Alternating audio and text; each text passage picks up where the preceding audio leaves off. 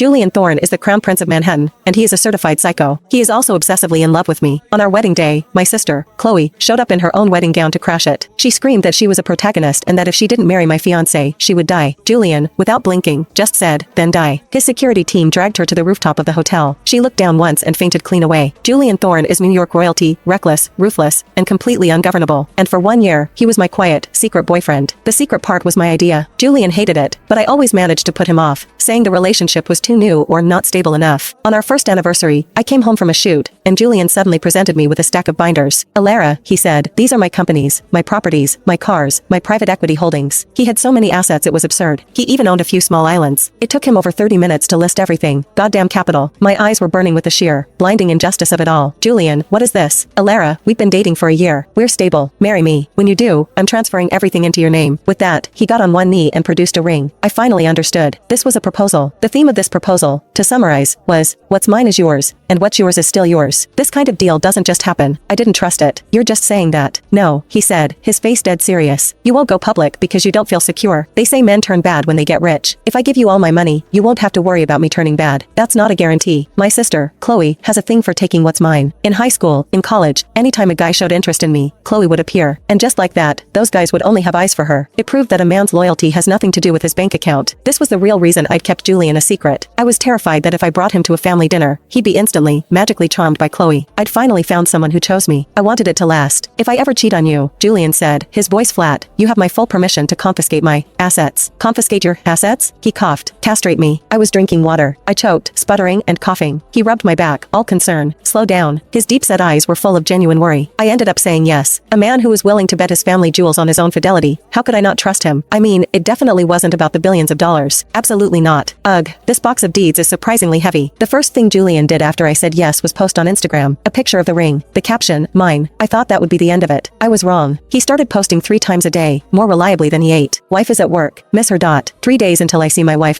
Woke up to this. Hashtag blessed. Hashtag no filter. The captions were so sappy I couldn't even read them. He's Julian Thorne. The comment section was just a sea of fawning OMG goals. I was embarrassed. He was defensive. I'm making up for a year of lost time. I texted back, whatever makes you happy. Because of Julian's reputation, everyone in his circle knows not to leak his personal life to the press. So, despite his non-stop posting, not a word of it hit page 6. He didn't stop at Instagram. He gave his entire company a 3-day paid holiday. His employees were ecstatic. The company-wide Slack channel blew up. Thank you, Julian's girlfriend. Julian's girlfriend is a national hero. May Julian and his girlfriend live long and prosper. A happy CEO is a blessing upon us all. When I still hadn't told my family, Julian cornered me. Alara, is it me? Am I not handsome enough? Not rich enough? Or, am I not good enough? As the heir to the Thorne empire, his status was untouchable. His face was better than 90%